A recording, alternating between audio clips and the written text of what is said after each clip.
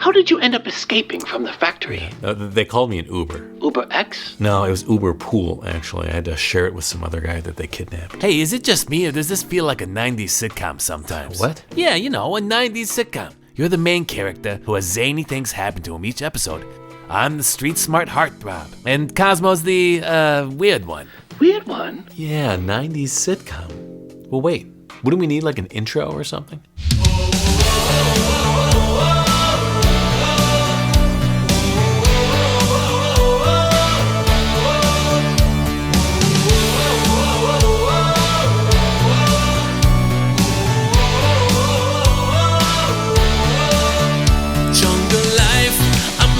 In the open, native beat that carries on, burning bright, a fire blows the signal to the sky. I sit and wonder, does the message get to you?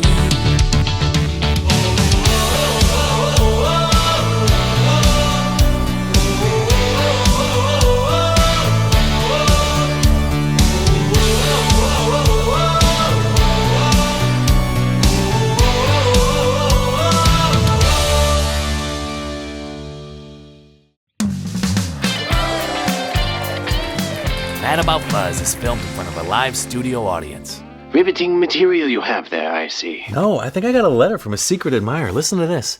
Hello, Alex. Been trying to get in touch with you. Would love to know more about you and Superdanger Studios. And? And that's it. I got ripped in the mail. That's all I got. A fellow music lover, perhaps? Yeah. Or an unrequited love, yearning to rekindle a fire, thought to be put out long ago. Sure, yeah, that too. What are you two bozos talking about? Nothing. I just got a love letter in the mail. Oh yeah? Who's it from? I don't know, but I'm sure I'll find out, because if they care, they'll send me another one. Well, will you wait for a message in a bottle? I'm going out. Wait, where are you going? I got a hot date downtown.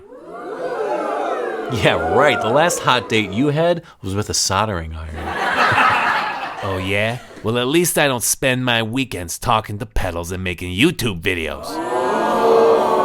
I'll have you know that I'm hosting poker night tonight with all my YouTube buddies. It's going to be a full house kind of night, if you know what I mean. Okay. Take it easy on the other sharks, Cincinnati kid. Don't wait up. I won't. Okay. So go. I am. We're hosting poker night tonight? No, I just don't want him to think that I don't have a social life. Even though you obviously don't have a social life? Of course. This is the game we play, Cosmo. Anything else come in the mail? Yeah, this package came. You know, maybe Goldie's right. Maybe I should call someone up. I haven't seen anyone in like months. All I've been doing is making these videos. Hey, a new compressor. Wait, what are you doing? I'm gonna plug it in. I'm gonna test this thing out. What about calling the old gang? Sing some humans for once. Humans? Come on, they can wait. This is a new compressor. Aren't you excited? Don't you go anywhere. More Mad About Fuzz after this quick message. LED metering.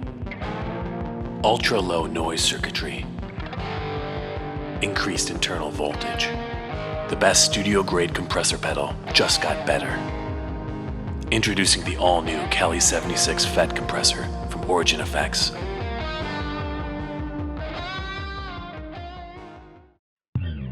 And now, back to Mad About Fuzz on America's favorite YouTube channel, Superdanger Studios.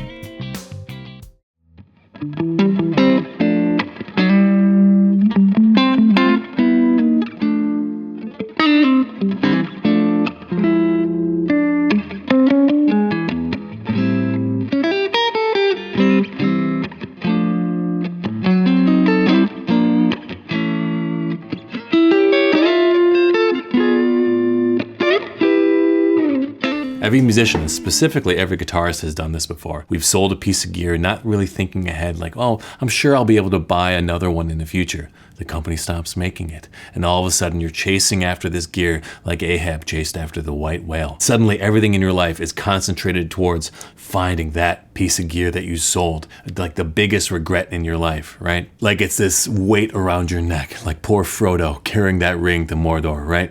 And this is you. You're carrying this original sin with you until you find that piece of gear. The original company doesn't make anymore. The founders have all disbanded and started new companies. But every now and then a company like Origin Effects comes comes along and rectifies your wrongs. They saw that you've been chasing after the big box Cali76 compressor, the original one that they made, and they made the latest iteration to sound exactly like that. Now, one of the reasons people loved their original Cali76 big box thing is because they had a higher voltage.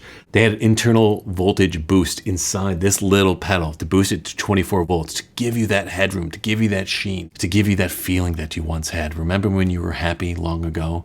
This is that feeling. We've all done it. I mean, I'm still thinking, there's a 64 Bassman I could have had. And I said, you know what? I don't really play music anymore. You can have it.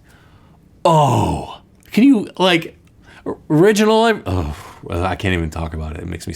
The other things that they changed about this pedal. Now it's the same size as their other pedals, right? Before, even their Cali76 Compact, it was still taller than your other pedals. You know, I mean, and this happens all the time. You don't want your pedals to be hanging over the edge of your pedal board, because guaranteed someone's going to kick it. Someone's going to knock into it. Someone's going to bump it, and it's going to break with the power adapter inside it. Ugh, it's happened. So this is great. You don't want it too tall. Now, the other thing they changed, look at this. Look at that LED.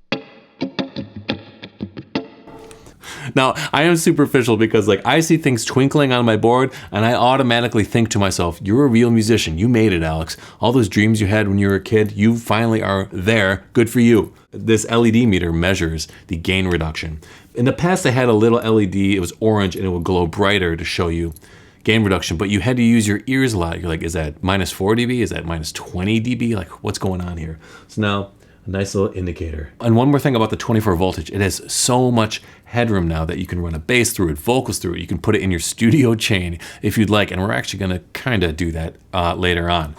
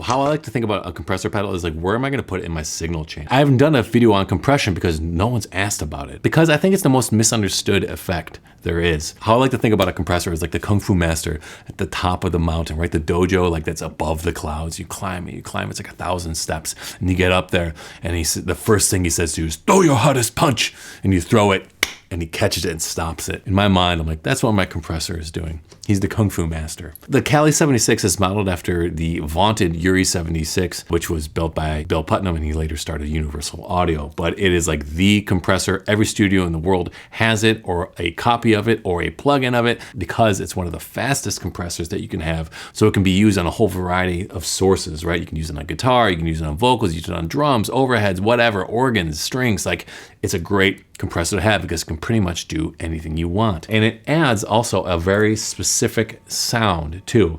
It adds some high-end sheen.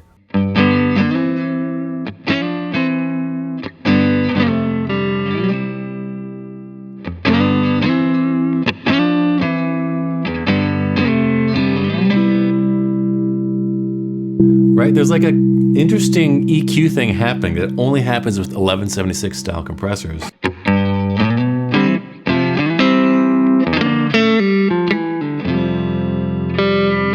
Now, there's a lot of cool things that this can do, and it depends on where you put it in your signal chain. But when you put it in the front of your signal chain, it's just compressing this. And when you would do that is when you want to tame your pickups, right? I don't want the compression to touch anything else. I just want it to touch the sound that's coming from my guitar.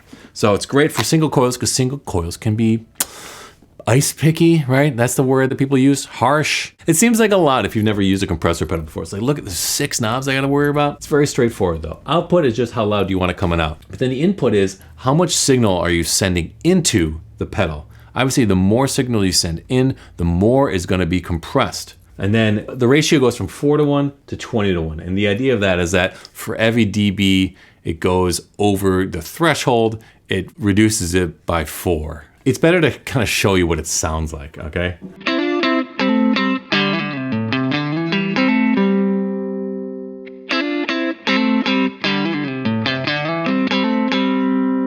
See that?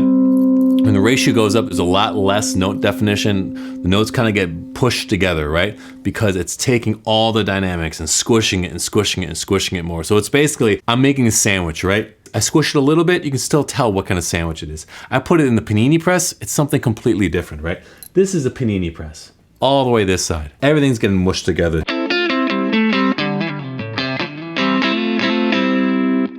This sounds a lot more natural, right? That's putting a toothpick on top of your sandwich, okay? And then attack and release is actually quite simple once you think about it. Attack is the front of the note, release is the end of the note.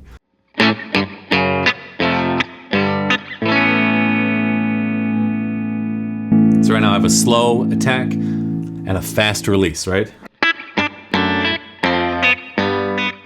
In between each note, this is resetting, right? So you get that whole attack back. But let me show you what happens. Right?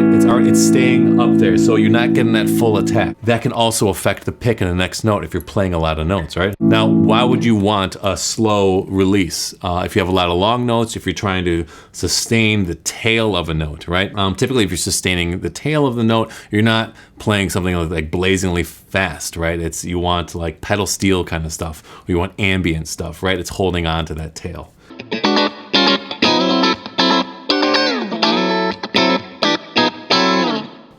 This is fast attack.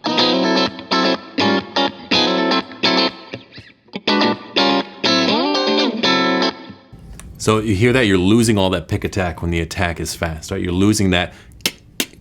When would you want a fast attack? When you don't want it to be percussive, right? When you want your playing to be legato, right?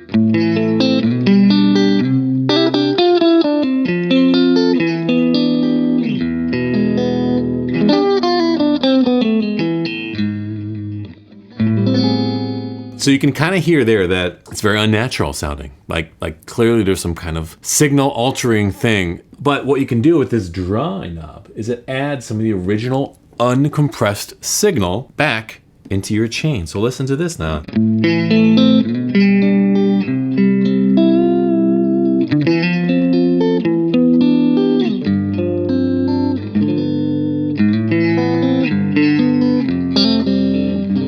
If you want to kind of like fool people to think that you're a lot better, this dry knob, that's where you go, man. You just add a little compression and all of a sudden your single coil guitar sounds like this beautifully mixed thing, right? This is called parallel compression. This is a trick that they used to do back in the day where you would add a highly compressed signal to your original dry signal and blend it to taste, and then it would make it sound really beefy like this, right?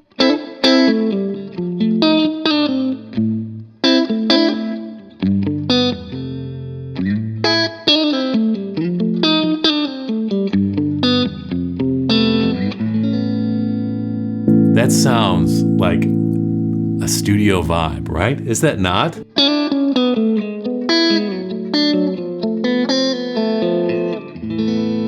And this is why I love this pedal. And I have a Dynacomp and I have a Keeley Compressor Plus. And those are great pedals, but those are very specific sounds, right? The Dynacomp is that classic kind of over-compressed sound. Compressor Plus also works great too for a very specific sound, but this is one of the only pedals I've used where it's like got that studio sound built in.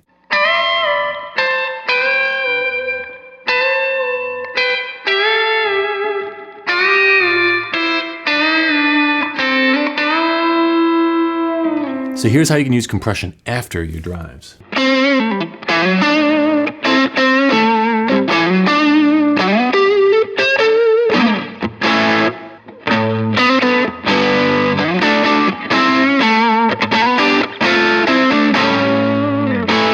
So now that overdrive sounds a lot smoother, right? And if it sounds a little bit too compressed, just back off, add a little bit of dry signal.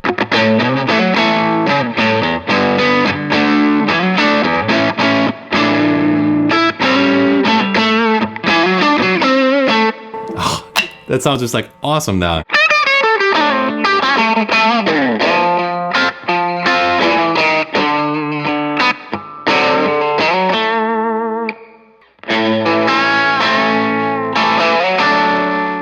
You hear that? It sounds like very rough, very raw. Now, just a much smoother transient, much smoother signal.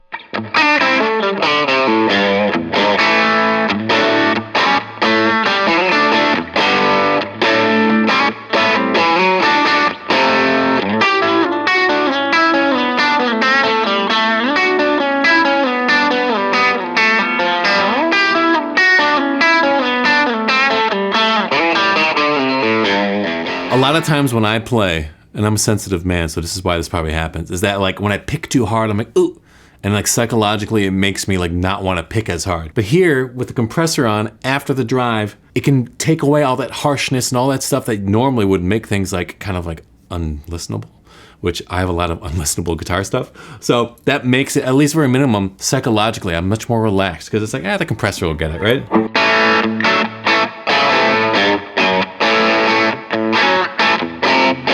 Now let's put it after some modulation. A lot of times when you use chorus or any kind of modulation, you'll have these times where the resonance just goes crazy. It's like, whew, and like completely fries the band, or like your monitor wedge is just like spitting out crazy kinds of chorus at you. A compressor after that, make sure the chorus doesn't get cuckoo, right?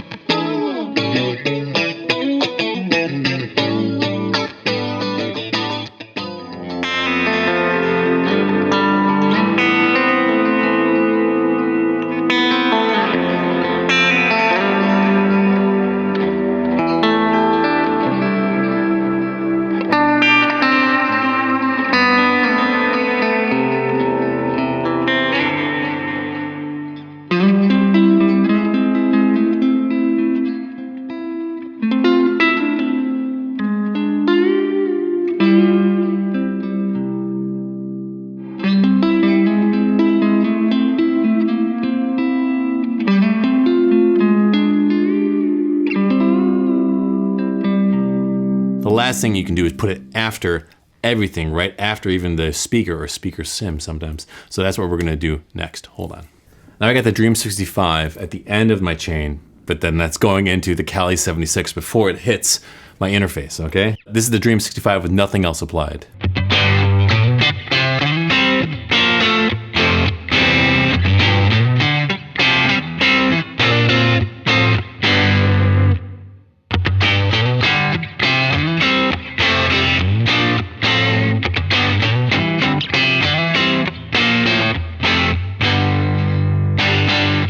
It just sounds so much more polished now, right?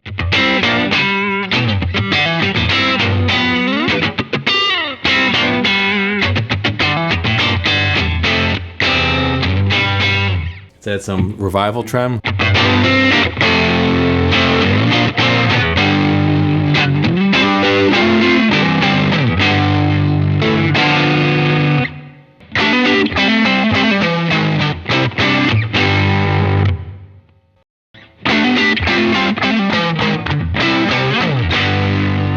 Right, just gives it that pro sound. Like when you add fuzz in front.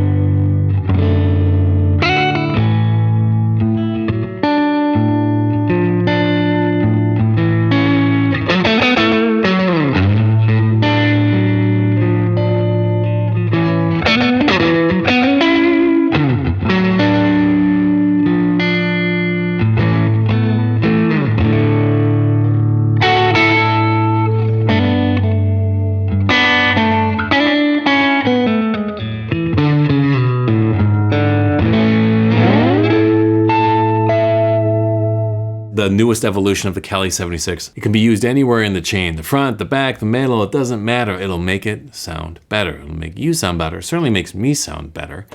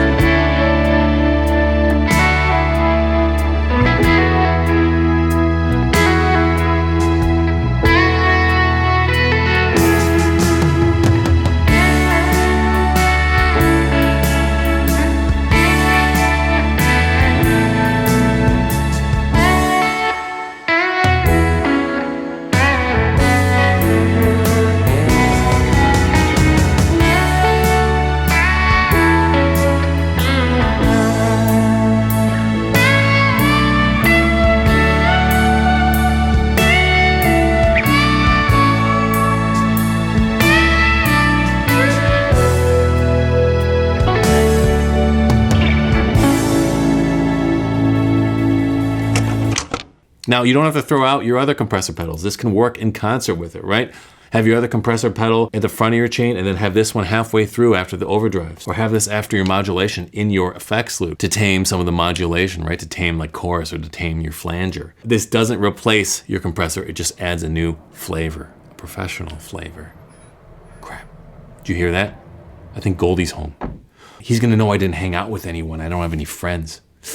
Okay, I gotta go. I'll be back.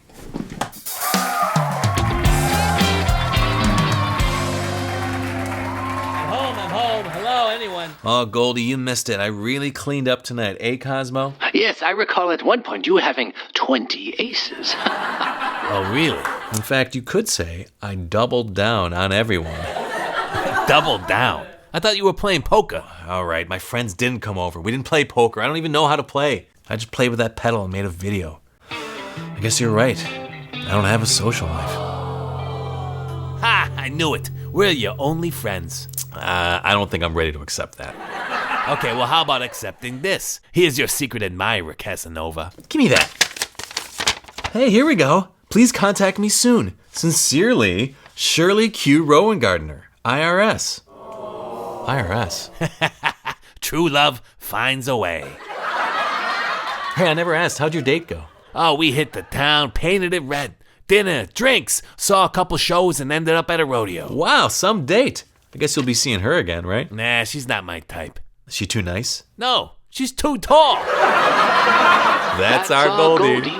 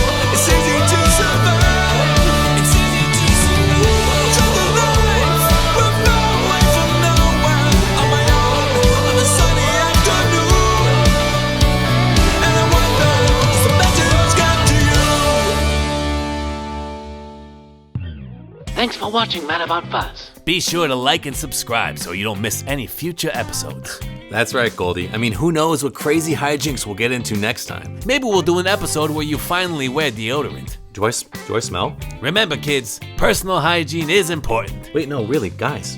Do I smell? No one told me? I think I smell good.